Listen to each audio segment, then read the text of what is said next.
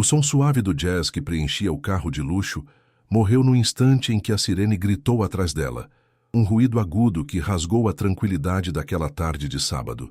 A juíza Imani Jackson, despida da sua toga e do peso do tribunal, era apenas uma mulher em jeans e cachemira, a caminho de comprar um presente para o sobrinho.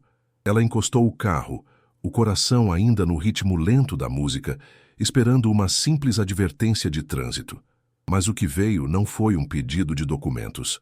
Foi uma ordem seca e carregada de uma autoridade desmedida, vinda de um policial branco, jovem e de olhar duro, que a mandava sair do veículo com as mãos onde ele pudesse ver. O contraste entre sua realidade interna, a de uma tia em uma missão afetuosa, e a súbita violência da abordagem a atingiu como um golpe físico, o prelúdio de uma injustiça que ela conhecia intimamente, mas que raramente a tocava de forma tão direta. O oficial Miller moveu-se com uma urgência que não condizia com a rua pacata e, arborizada, seus olhos varreram o carro caro, depois o rosto de Imani, e a equação em sua mente era visível, uma soma de preconceitos antigos que resultava em uma única conclusão: ela não pertencia àquele lugar. Atividade suspeita, ele rosnou, a justificativa para a brutalidade de sua abordagem. Imani tentou falar, sua voz calma e modulada, a mesma que usava para impor ordem em seu tribunal, mas foi cortada. Ele não queria ouvir seu nome, não se importava com sua profissão. Para ele, ela era um arquétipo, uma figura deslocada que confirmava suas piores suspeitas. A humilhação começou a borbulhar sob sua pele, uma indignação fria e precisa.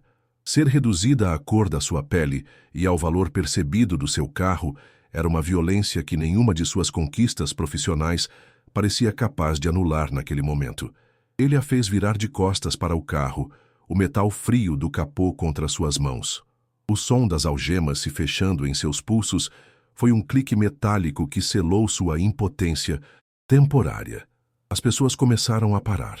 Alguns sacaram os celulares, as lentes frias e impessoais, transformando sua dignidade em conteúdo viral. Outros desviavam o olhar, um misto de desconforto e cumplicidade silenciosa. Uma senhora, com um olhar de reprovação explícito, parecia confirmar a narrativa do policial. Naquele instante, Imani não era a juíza federal Jackson. Era uma suspeita anônima, julgada e condenada na calçada de um bairro nobre sob o sol da tarde. O peso não era apenas o do metal em seus pulsos, mas o de centenas de anos de história, concentrados naquele olhar acusatório, naquela agressão gratuita que a despia de tudo, menos da força silenciosa que ela guardava em seu íntimo. Antes de mergulharmos nessa história, me conta de onde você está assistindo. É sempre emocionante ver até onde nossas histórias chegam. Imani Jackson não era uma mulher acostumada à impotência. Nascida e criada no calor da luta por direitos civis, seus pais não lhe deixaram bens materiais, mas uma herança muito mais valiosa, um senso de justiça afiado como navalha e a convicção inabalável de que a dignidade era a única posse que ninguém poderia lhe tirar. Ela cresceu ouvindo histórias de resistência, de pequenas vitórias conquistadas com coragem monumental, e esses contos se tornaram o alicerce de sua identidade. Sua trajetória, de um bairro operário até o mais alto escalão do Judiciário Federal, não foi um golpe de sorte, mas uma escalada íngreme, pavimentada com noites de estudo, sacrifício e uma determinação feroz para honrar o legado de seus ancestrais, provando que o mérito poderia, sim, florescer nos terrenos mais áridos. No tribunal, seu nome era sinônimo de integridade. A juíza Jackson era conhecida por sua mente brilhante, sua lógica implacável e uma aversão quase física à desonestidade. Advogados tremiam sob seu olhar perspicaz, sabendo que ela dissecava cada argumento, cada prova, com uma precisão cirúrgica. Sua toga preta não era um disfarce, mas uma extensão de sua personalidade, sóbria, imponente e absolutamente imparcial. Ela era o martelo que aplicava a lei sem paixão, mas com uma profunda compreensão de seu impacto na vida das pessoas. Essa reputação, construída ao longo de 2 décadas de serviço ilibado, era seu escudo e sua fortaleza, Um escudo que, naquele momento, parecia ter se dissolvido, deixando-a vulnerável sob o peso de um preconceito que a lei em seus livros lutava para erradicar, mas que persistia no coração dos homens. Fora dos corredores de mármore do fórum, Imani se despojava da armadura da juíza para se reconectar com a comunidade que a moldou.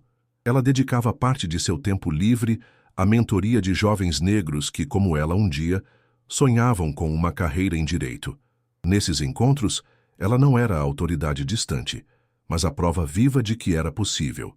Compartilhava suas experiências, os obstáculos, as pequenas humilhações e as grandes vitórias, ensinando-lhes que a excelência era a melhor resposta ao preconceito.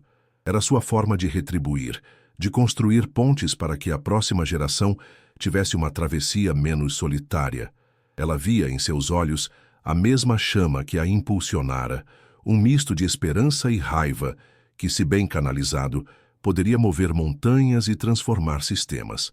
O peso de suas decisões era um fardo que ela carregava em silêncio. Cada sentença, cada veredito, representava um ponto de inflexão na vida de alguém.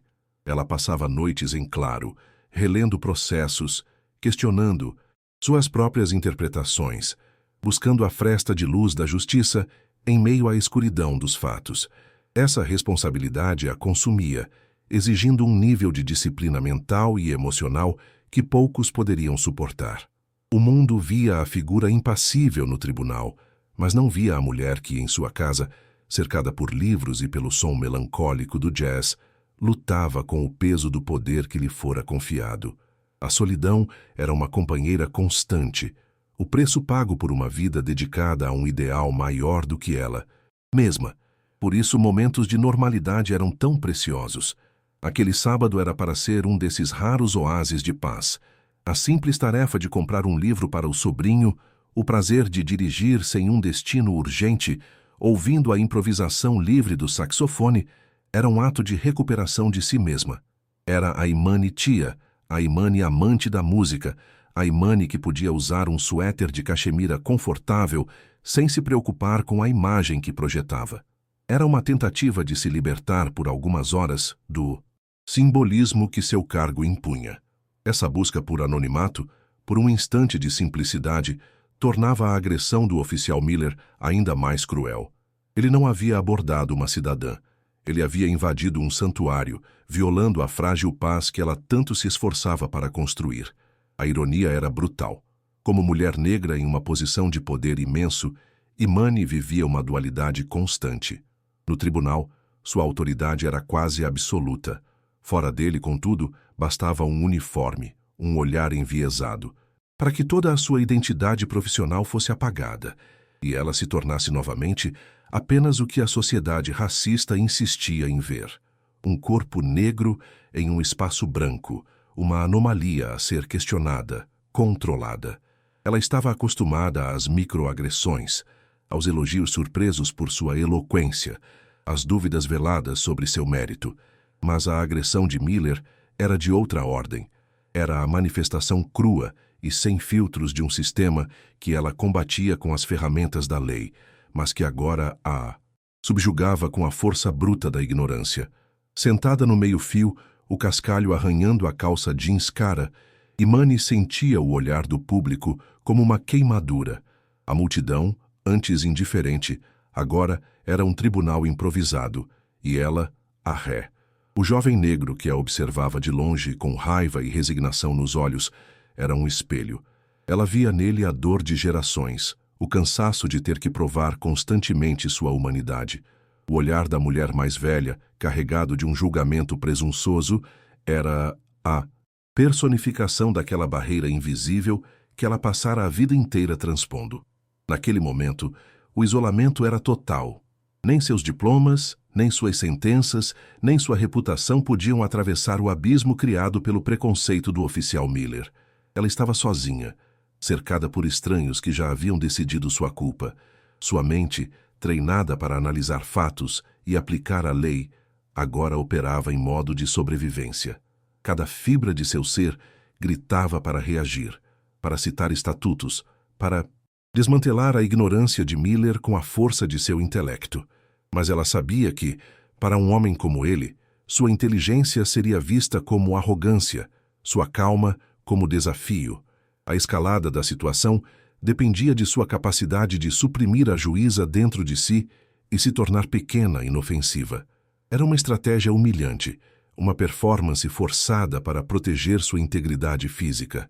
Manter a calma não era um sinal de fraqueza, mas um ato de resistência calculado, uma forma de controlar o pouco que ainda estava sob seu domínio, sua própria dignidade, mesmo que interna e silenciosa. O passado e o presente colidiam de forma violenta. A filha de ativistas, a defensora da lei, a mentora de jovens, estava ali, algemada, por atividade suspeita em seu próprio bairro. Era um eco doloroso das histórias que seus pais contavam, das injustiças que eles lutaram para extinguir. Era a prova de que a história não se move em linha reta, mas em círculos, repetindo suas lições mais cruéis para aqueles que ousam esquecê-las. Aquele momento na calçada não era apenas um incidente isolado, era a confluência de sua história pessoal e da história coletiva de seu povo. Uma história de luta, de resiliência e da busca incessante por um lugar onde pudessem simplesmente ser sem a necessidade de explicar, justificar ou se defender. A agressão, até então focada em controle e intimidação, tomou um rumo mais pessoal. O oficial Miller, sentindo-se no controle absoluto da situação, decidiu que a humilhação pública era o próximo passo lógico em sua demonstração de poder. Com um empurrão desnecessário, ele a forçou a se sentar no meio-fio, uma posição que a diminuía, que a colocava abaixo dele, literalmente. O asfalto quente e sujo da rua contrastava com a cachemira macia de seu suéter, um detalhe pequeno que ampliava a sensação de deslocamento e indignidade. Ele se postou acima dela, as botas polidas na altura de seus olhos, e o sorriso de satisfação em seu rosto era a mais pura expressão de um poder exercido sem qualquer senso de justiça ou proporção, apenas pelo prazer da dominação. Foi então, sentada na sarjeta de uma rua que conhecia bem, que Imani tomou uma decisão. Ela não suplicaria, não gritaria, usaria a única arma que lhe restava: a verdade. Com a mesma serenidade com que proferia sentenças, ela ergueu o olhar e fixou-o no do policial. Meu nome é Imani Jackson, disse ela, a voz firme, sem um pingo de hesitação. Eu sou uma juíza federal. Este carro está em meu nome. Peço que verifique a placa e remova estas algemas imediatamente. Suas palavras não foram um apelo, mas uma afirmação de fatos, uma tentativa de injetar lógica em uma situação governada pelo preconceito. Ela ofereceu a ele uma saída, uma chance de recuar do abismo de seu próprio erro, esperando que a razão pudesse prevalecer sobre a raiva. A reação de Miller foi um escárnio ruidoso e imediato. Ele soltou uma gargalhada curta e incrédula, como se Imani tivesse lhe contado a piada mais absurda do mundo. Ele se inclinou, o rosto próximo ao dela, o hálito de café invadindo seu espaço pessoal. Certo, querida. Juíza federal, ele zombou, o tom carregado de um deboche venenoso. E eu sou o presidente dos Estados Unidos. Que bela tentativa. Você realmente acha que eu vou cair nessa? Para ele, a declaração dela não era apenas uma mentira, mas uma afronta, uma tentativa de uma mulher negra, em sua visão, de se colocar acima de sua autoridade. A afirmação da verdade soou, para seus ouvidos, preconceituosos como o cúmulo da arrogância, e ele se sentiu no dever de puni-la por isso. A punição veio na forma de dor. Em um gesto deliberado, Miller segurou as algemas e as apertou. O metal mordeu a pele de Imani, um choque agudo que a fez contrair os músculos. Vamos ver o que mais a juíza tem a esconder, disse ele, a voz gotejando sarcasmo. Ele então começou a revistá-la. Não foi uma revista protocolar, mas um ato de violação. Suas mãos passaram por seus bolsos, por sua cintura, de uma forma ostensivamente pública e desrespeitosa, projetada para degradar. Cada toque era uma mensagem, um lembrete de sua vulnerabilidade, de que naquele momento a lei que ela representava não podia protegê-la dele. A multidão assistia em silêncio. A cena se desenrolando como um espetáculo de rua sombrio e perturbador. O primeiro obstáculo real para sua libertação surgiu de uma banalidade do cotidiano. Em sua bolsa, Miller encontrou sua carteira. Ele a abriu com avidez, esperando encontrar uma identidade falsa ou qualquer outra prova que validasse sua narrativa. Encontrou um cartão de crédito, um pouco de dinheiro e sua carteira de motorista. O nome batia: Imani Jackson. Mas não havia nada ali que dissesse juíza federal. Sua identificação funcional, o pesado documento oficial com o selo do Departamento de Justiça, estava em sua pasta de trabalho, deixada em casa. Afinal, era seu dia de folga. Quem carrega sua identidade profissional para comprar um presente de aniversário? Essa simples normalidade se tornou, nas mãos de Miller, uma prova de sua mentira. Sua última esperança estava no bolso de trás da calça jeans, seu celular. Se pudesse fazer uma ligação, se pudesse acessar o site do tribunal, se pudesse mostrar sua foto na página oficial dos juízes do distrito, a farsa acabaria. Mas no momento em que seus dedos algemados tentaram alcançar o aparelho, Miller foi mais rápido. Ele arrancou o celular de seu bolso com um movimento brusco. "Opa, o que temos aqui?" disse ele. "Isso agora é prova." Ele desligou o aparelho e o guardou em um saco plástico. Com essa ação, ele a isolou completamente, cortando sua última linha de comunicação com o mundo exterior, sua última chance de provar quem era. Ela estava presa, silenciada e completamente à mercê de seu agressor. A pequena multidão que se formara tornou-se parte da punição. O som dos celulares gravando era um zumbido constante, a trilha sonora de sua humilhação. Ninguém interveio. Ninguém questionou a brutalidade do policial ou a lógica de sua acusação. A passividade deles era uma forma de consentimento, uma validação silenciosa do poder de Miller. Imani olhou para os rostos na multidão, buscando um único olhar de empatia, um sinal de que alguém via a injustiça do que estava acontecendo. Mas só encontrou curiosidade mórbida, medo, ou pior, a mesma reprovação que via nos olhos do policial. O isolamento era um frio que penetrava mais fundo que o metal das algemas. Uma sensação de ser uma estranha em sua própria comunidade. Por baixo da máscara de calma forçada, uma tempestade se formava dentro de Imani. Era uma mistura de fúria gelada e uma tristeza profunda. Cada segundo daquela provação era um ataque direto a tudo o que ela construiu. Sua vida inteira fora um exercício de controle, disciplina e respeito à lei. Ela acreditava na ordem, na lógica, no poder das instituições para proteger os inocentes. Agora, o próprio sistema que ela jurou defender a estava esmagando, personificado naquele homem arrogante e ignorante. A dignidade que ela tanto prezava parecia uma casca frágil, facilmente quebrada pela força bruta do preconceito. A pergunta que ecoava em sua mente era devastadora. De que valia todo o seu poder se ele podia ser anulado por um simples olhar? O oficial Miller, agora totalmente convencido de sua própria narrativa, pegou seu rádio. Sua intenção era clara. Ele a levaria sob custódia. A acusação seria provavelmente roubo de veículo, resistência à prisão, talvez até mesmo falsidade ideológica por ter mentido sobre sua profissão. Para Imani, a perspectiva de ser levada para uma delegacia, fichada como uma criminosa comum, era um pesadelo que se tornava realidade. A situação havia escalado de uma abordagem injusta para uma ameaça real à sua liberdade e à sua reputação. O mistério sobre sua identidade, que para ela era uma verdade simples, para os outros se tornara a base de sua condenação. A tensão atingia seu ápice, deixando-a e a audiência em um estado de suspense sufocante.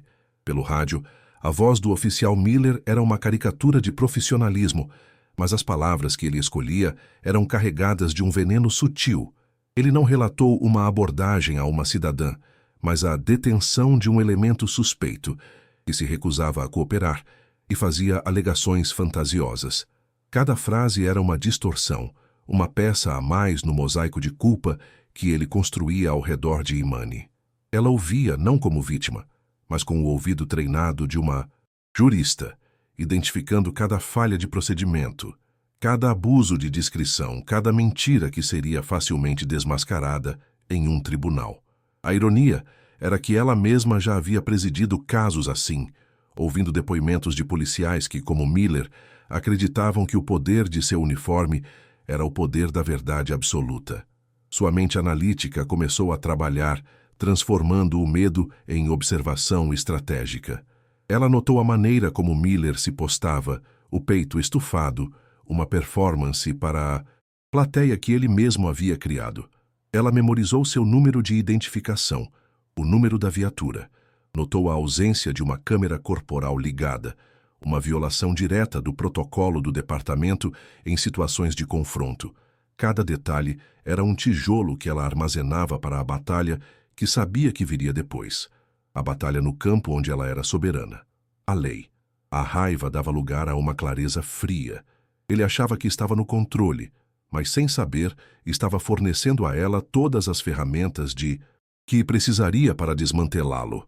Um segundo carro da polícia chegou, trazendo um oficial mais jovem, um novato cujos olhos refletiam uma mistura de nervosismo e admiração por seu colega mais velho. Ele aceitou a versão de Miller sem questionar, olhando para Imani com a mesma desconfiança, talvez até com mais intensidade, ansioso para provar seu valor e lealdade à Irmandade. A chegada do novato não trouxe alívio, mas solidificou a parede de azul que se erguia contra ela. Agora eram 2 contra 1. A injustiça ganhava um reforço, tornando-se institucional diante de seus olhos. Para o jovem policial, Miller não era um agressor, era um mentor, e a lição do dia era sobre como subjugar e silenciar quem ousa desafiar a autoridade. O jovem negro que observava de longe, sentindo o peso daquela cena em sua própria pele, deu um passo hesitante à frente. Seu rosto era uma máscara de indignação contida, o desejo de intervir, lutando contra o instinto de autopreservação. O oficial Miller notou o movimento e lançou-lhe um olhar fulminante, um aviso silencioso e inequívoco. Circulando, ele ordenou, a mão pairando perto da arma em seu coldre. A ameaça foi suficiente. O jovem recuou, a impotência visível em seus ombros caídos. Ele sabia, como Imani sabia, que qualquer tentativa de ajuda só agravaria a situação, possivelmente tornando-o o próximo alvo. A solidariedade foi sufocada antes mesmo de poder ser expressa. A mulher mais velha, que antes apenas lançava olhares de desaprovação, sentiu-se encorajada pela agressividade de Miller. Com uma voz aguda que cortou o ar, ela disse a quem quisesse ouvir: "É sempre assim com essa gente. Andam em carros de luxo e acham que estão acima da lei. Bom trabalho, oficial." As palavras atingiram Imani com a força de um tapa. Não era mais apenas o preconceito de um policial, mas o veneno de um cidadão comum, validando a injustiça, aplaudindo a humilhação. Era a confirmação de que o racismo não vivia apenas nos cantos escuros do sistema, mas à luz do dia, nos corações e mentes de seus vizinhos. A dor se aprofundou, tornando-se menos sobre Miller e mais sobre a sociedade que o produzia. Enquanto a humilhação pública se desenrolava, a mente de Imani viajou para sua sala de audiências. Ela se lembrou de um caso recente, uma ação civil por má conduta policial contra o 12º Distrito. Ela havia proferido uma decisão dura, criticando o que chamou de um padrão preocupante de abordagens baseadas em perfil racial. Sua decisão gerou manchetes e uma fúria velada dentro do departamento. Foi então que ela olhou para a lateral da viatura de Miller. O número estava lá, pintado em preto sobre branco. 12. Um arrepio percorreu sua espinha. Não era apenas um encontro aleatório. Aquilo era pessoal, mesmo que Miller não soubesse. Ela era a juíza que havia desafiado o ninho de vespas no qual ele trabalhava. A compreensão trouxe um novo nível de perigo à situação. Se sua identidade fosse revelada ali, para aquele policial daquele distrito específico, sua raiva poderia escalar de forma imprevisível. O que era um abuso de poder baseado em preconceito poderia se transformar em uma retaliação direta. Ela precisava manter a calma, mais do que nunca. Escondeu a fagulha de reconhecimento por trás de uma máscara de submissão cansada. Abaixou a cabeça, deixando o cabelo cair sobre o rosto, uma cortina para esconder a engrenagem de seu cérebro trabalhando furiosamente. O jogo havia mudado. Não se tratava mais apenas de provar sua inocência, mas de sobreviver à ira de um sistema que ela mesma havia ferido. O tempo começou a se arrastar, cada segundo se esticando em uma eternidade de desconforto e ansiedade. O sol do meio-dia batia forte no asfalto, criando uma névoa de calor que parecia sufocar o ar. O silêncio da multidão era pesado, pontuado apenas pelo zumbido distante do tráfego e pelo rádio da polícia, que ocasionalmente estalava com códigos indecifráveis. Imani se concentrou em sua respiração, uma técnica de meditação que usava antes de entrar no tribunal, para acalmar os nervos e focar a mente. Inspirava contando até 4, segurava, expirava contando até 6. Era um pequeno ato de controle, uma âncora em meio ao caos, um lembrete de que, mesmo algemada, sua mente ainda era um território livre. Miller começou a andar de um lado para o outro, a impaciência corroendo sua fachada de autoridade confiante. O supervisor que ele chamara estava demorando mais do que o esperado. Essa demora, essa pequena quebra em sua fantasia de controle o irritava. Ele parou na frente de Imani novamente, tentando extrair dela alguma reação, alguma faísca que justificasse sua frustração crescente. Parece que seus amigos importantes não estão atendendo o telefone, não é, juíza? Ele zombou, a palavra juíza dita como um insulto. Sua arrogância o estava tornando descuidado, e em sua necessidade de provocá-la, ele cometeu um erro, um pequeno deslize que mudaria tudo. Não se preocupe, continuou Miller, com um sorriso presunçoso. O sargento Davis está a caminho. Ele vai adorar ouvir sua historinha. Ele não tem muita paciência para mentirosos. O nome atingiu Imani como um raio. Sargento Davis. Ela conhecia aquele nome. Não pessoalmente, mas o vira dezenas de vezes em relatórios, depoimentos e memorandos internos do 15º Distrito. Era um nome associado à velha guarda. Um policial com reputação de ser duro, mas justo. Um homem que, segundo os arquivos, valorizava o procedimento e a cadeia de comando. Acima de tudo, uma pequena, minúscula porta de esperança se abriu na escuridão de sua mente. Davis não era um novato impetuoso. Ele era um veterano. A chegada do supervisor foi discreta, sem a sirene ou o drama da abordagem de Miller. Um carro patrulha mais velho com a pintura ligeiramente desbotada estacionou atrás da viatura de Miller. A porta se abriu e um homem corpulento, de cabelos grisalhos e rosto marcado pelo cansaço, saiu lentamente. O sargento Davis não exibia a mesma energia agressiva de seu subordinado. Ele se movia com a economia de gestos de quem já viu de tudo e não se impressionava facilmente.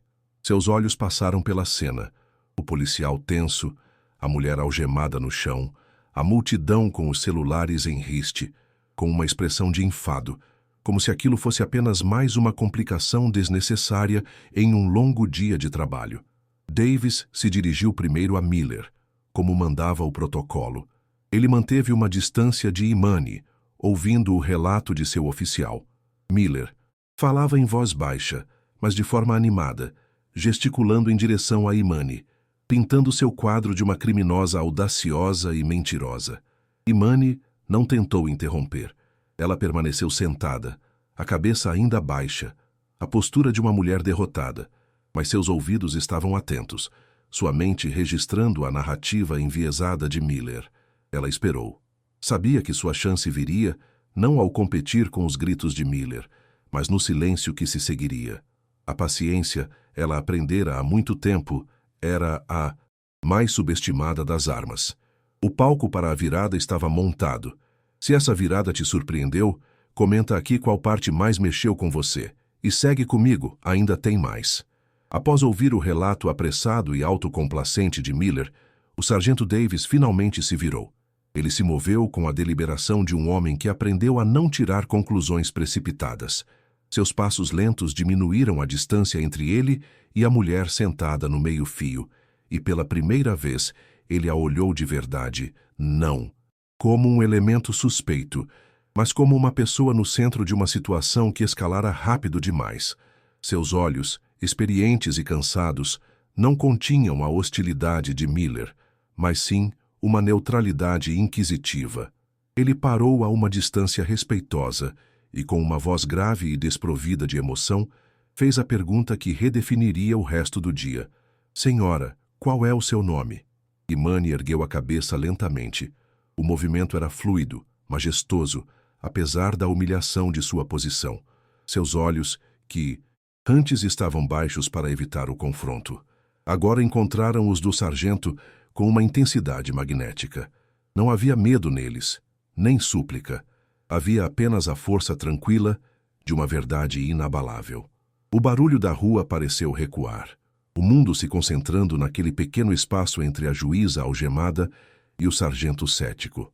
Com uma clareza que cortou o ar tenso, ela repetiu o que havia dito antes, mas desta vez as palavras pareciam carregar o peso de todo o seu ser.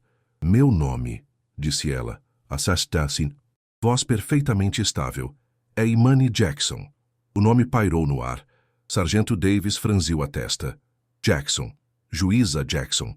Uma engrenagem girou lentamente em sua memória, coberta pela poeira de memorandos internos e notícias de jornal. Não era um nome qualquer. Ele já o tinha ouvido associado a algo importante, algo controverso. A recente decisão sobre o 12º distrito. A juíza linha dura que não tinha medo de responsabilizar a polícia. Ele olhou para a mulher à sua frente. As roupas casuais, a situação degradante, e depois para o oficial Miller, que exibia um sorriso de superioridade. A dissonância entre a alegação dela e a realidade da cena era enorme, mas a convicção em seu olhar deu a Davis uma pausa. A experiência lhe ensinou uma lição valiosa. Os erros mais catastróficos nascem da arrogância.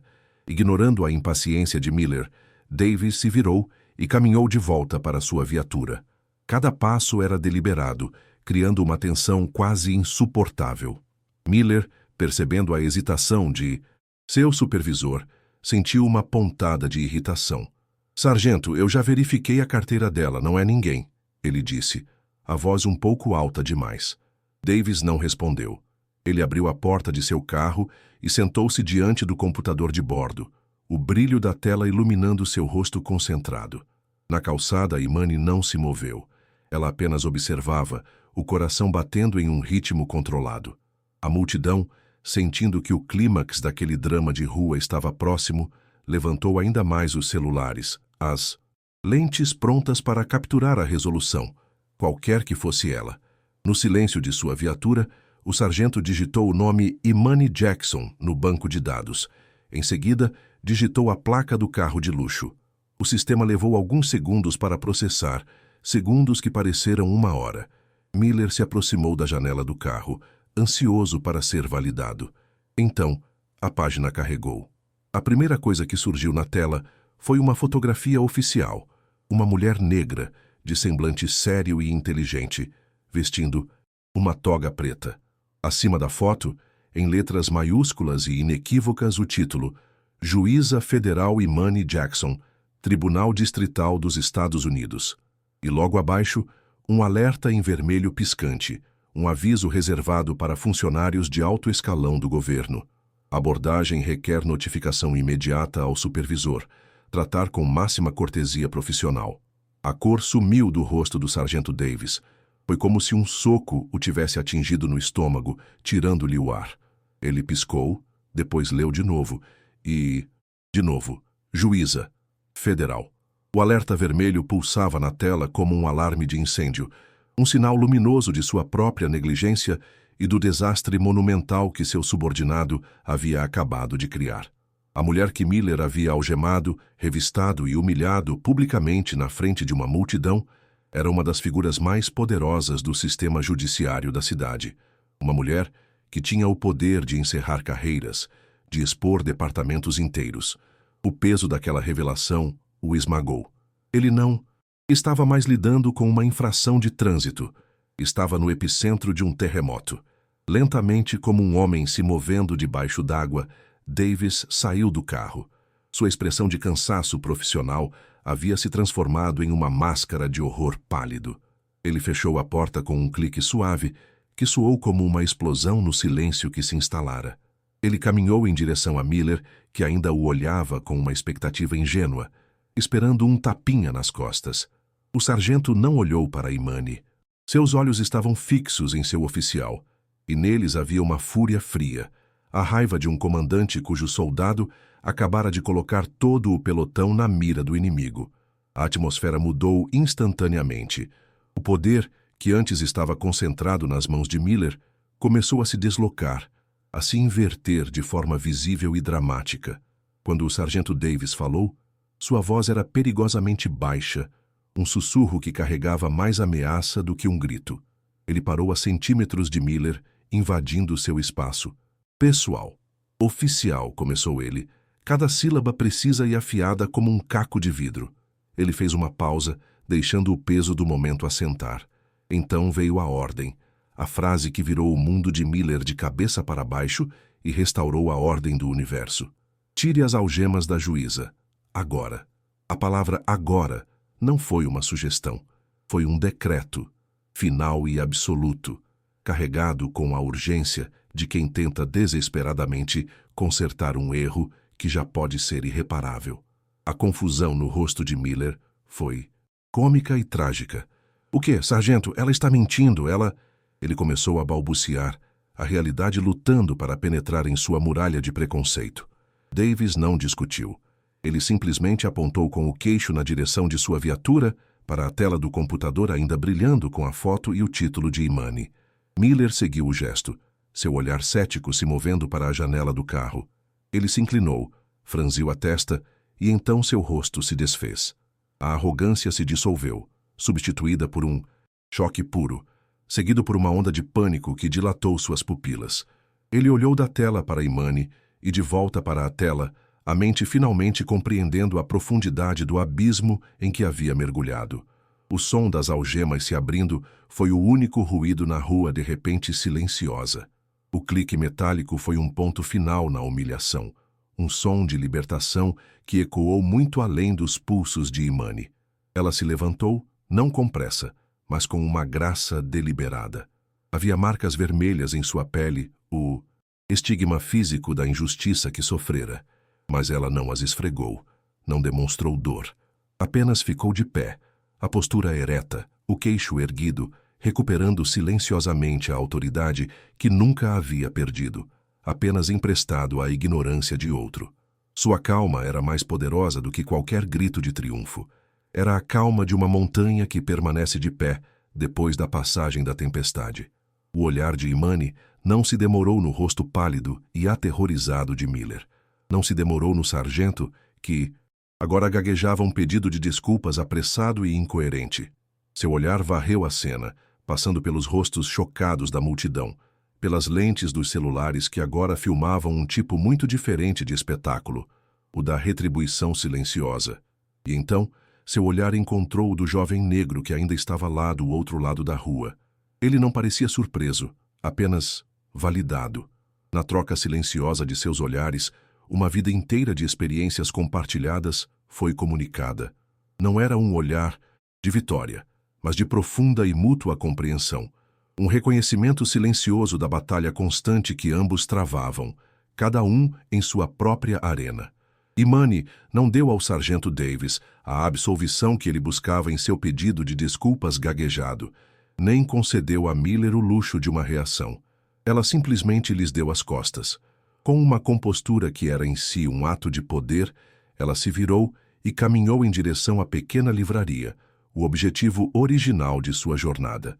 Cada passo era firme, uma declaração silenciosa de que sua vida, sua rotina e seus afetos não seriam descarrilados pela ignorância de ninguém. Deixou para trás os dois policiais paralisados, a multidão emudecida e o caos de uma injustiça que acabara de ser exposta.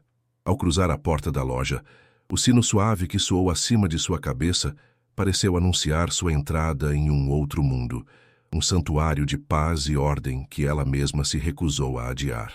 O interior da livraria era fresco e silencioso, com o cheiro reconfortante de papel e tinta. O contraste com o tumulto da rua era imediato e profundo. Por um momento, Imani fechou os olhos, inspirando o aroma que sempre associara ao conhecimento e à tranquilidade. Depois, com o mesmo foco que dedicava a um processo complexo, ela começou a procurar o presente de seu sobrinho. Navegou pelas prateleiras de ficção juvenil, os dedos deslizando pelas lombadas coloridas, a mente deliberadamente esvaziada do trauma recente. Encontrou a série de fantasia que ele tanto amava, pegou o último volume e o segurou junto ao peito. Aquele simples ato de normalidade era sua vitória mais significativa, um testemunho de sua resiliência inabalável, a recusa em ser definida por qualquer coisa que não fosse suas próprias escolhas. Quando saiu da livraria, o pacote cuidadosamente embrulhado em suas mãos, a cena na rua havia se transformado. A multidão, tendo testemunhado a dramática inversão de poder, começava a se dispersar, os murmúrios excitados substituindo o silêncio tenso. O oficial Miller estava encostado em sua viatura, a cabeça baixa, enquanto o sargento Davis falava com ele em um tom baixo e cortante, despido de qualquer simpatia. Imani não olhou em sua direção. Ela caminhou diretamente para seu carro, abriu a porta, sentou-se no banco de couro que ainda parecia quente do sol e colocou o presente no banco do passageiro.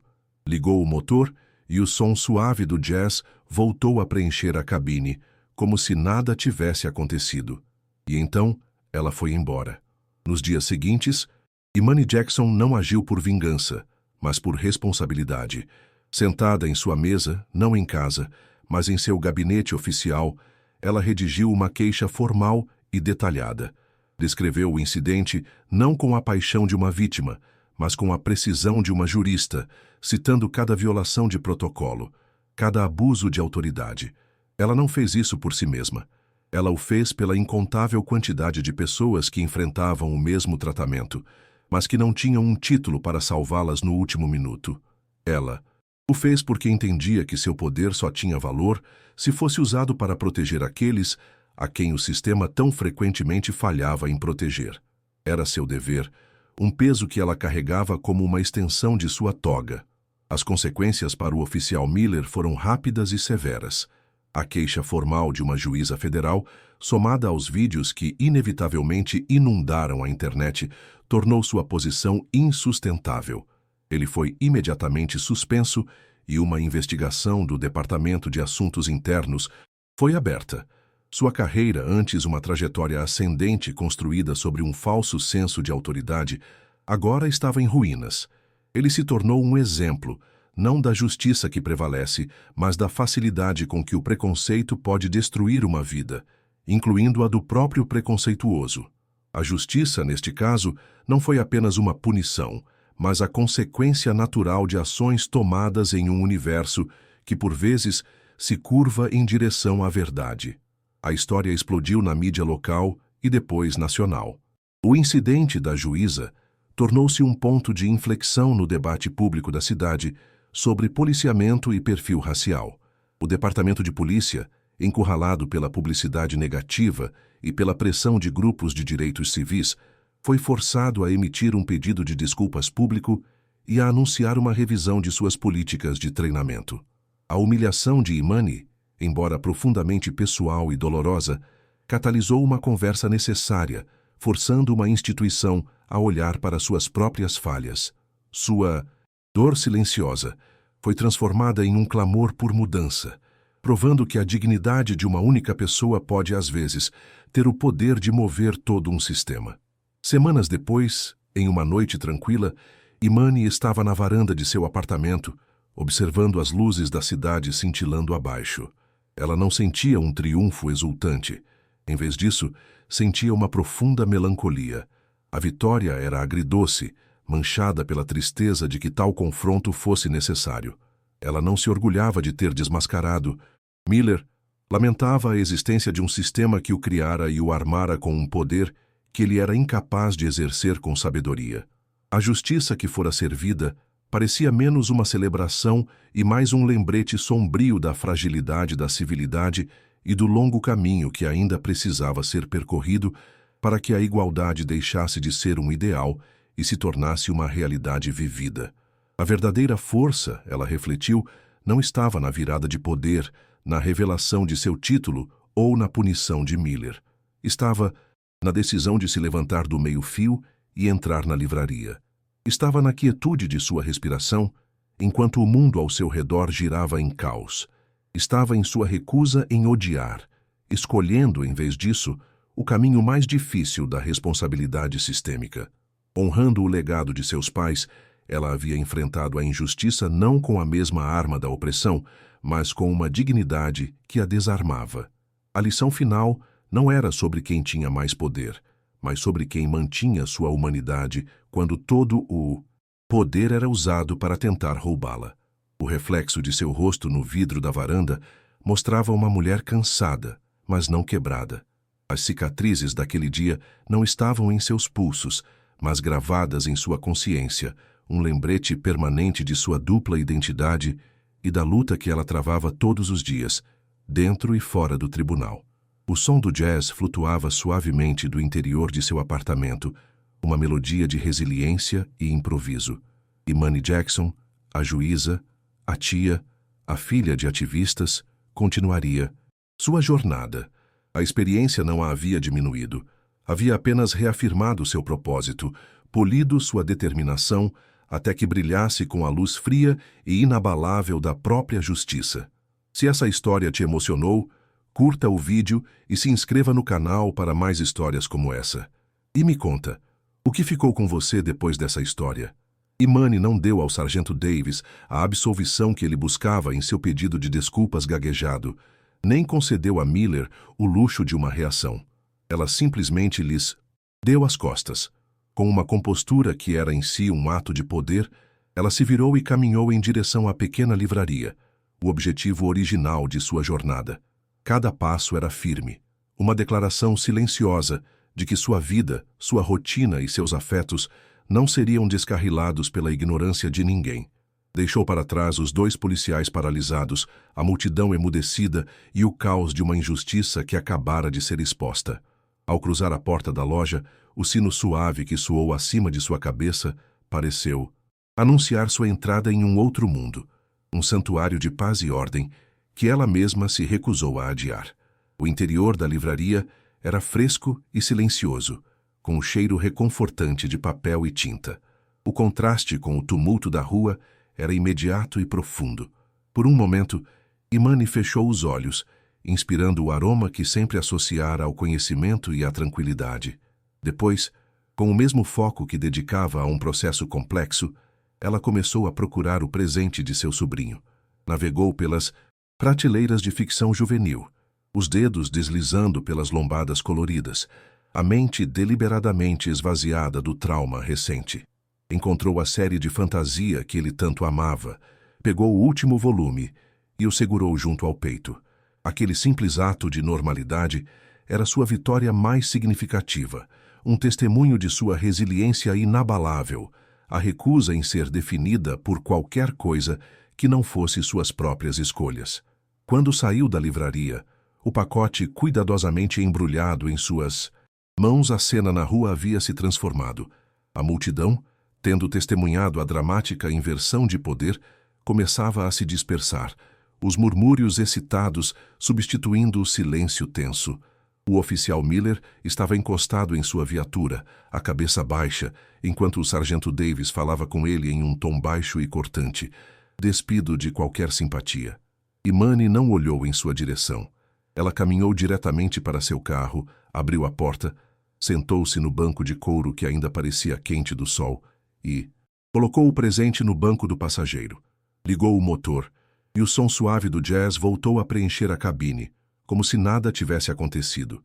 E então, ela foi embora. Nos dias seguintes, Imani Jackson não agiu por vingança, mas por responsabilidade.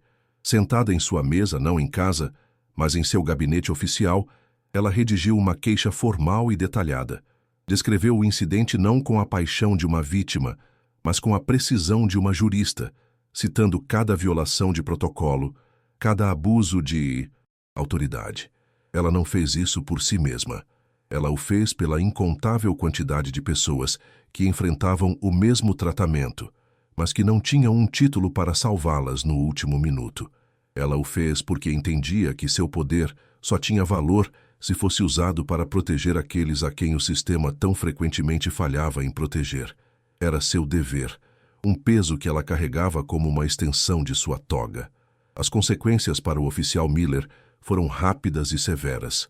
A queixa formal de uma juíza federal, somada aos vídeos que inevitavelmente inundaram a internet, tornou sua posição insustentável. Ele foi imediatamente suspenso e uma investigação do Departamento de Assuntos Internos foi aberta. Sua carreira, antes uma trajetória ascendente construída sobre um falso senso de autoridade, agora estava em ruínas. Ele se tornou um exemplo, não da justiça que prevalece, mas da facilidade com que o preconceito pode destruir uma vida, incluindo a do próprio preconceituoso. A justiça, neste caso, não foi apenas uma punição, mas a consequência natural de ações tomadas em um universo que, por vezes, se curva em direção à verdade. A história explodiu na mídia local e depois nacional. O incidente da juíza tornou-se um ponto de inflexão no debate público da cidade sobre policiamento e perfil racial. O Departamento de Polícia, encurralado pela publicidade negativa e pela pressão de grupos de direitos civis, foi forçado a emitir um pedido de desculpas público e a anunciar uma revisão de suas políticas de treinamento.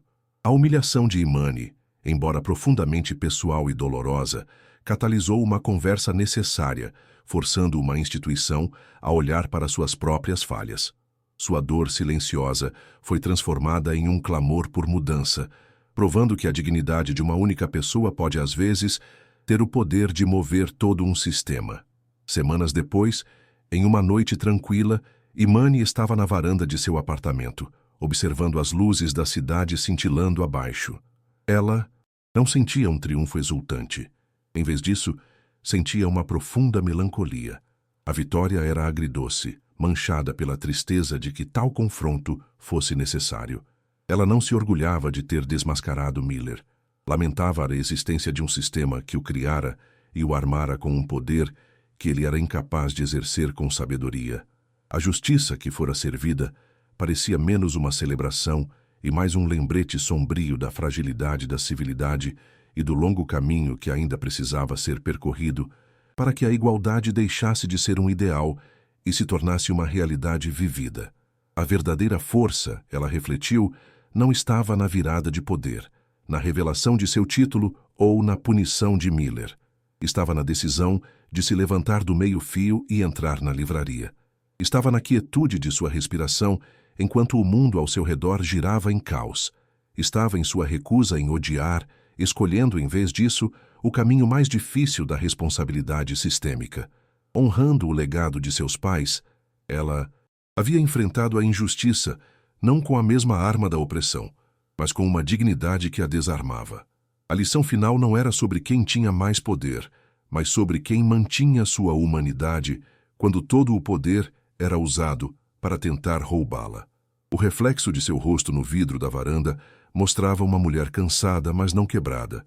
As cicatrizes daquele dia não estavam em seus pulsos, mas gravadas em sua consciência, um lembrete permanente de sua dupla identidade e da luta que ela travava todos os dias dentro e fora do tribunal. O som do jazz flutuava suavemente do interior de seu apartamento, uma melodia de resiliência e improviso. Imani Jackson, a juíza, a tia, a filha de ativistas, continuaria sua jornada. A experiência não a havia diminuído. Havia apenas reafirmado seu propósito, polido sua determinação até que brilhasse com a luz fria e inabalável da própria justiça. Se essa história te emocionou, curta o vídeo e se inscreva no canal para mais histórias como essa. E me conta, o que ficou com você depois dessa história?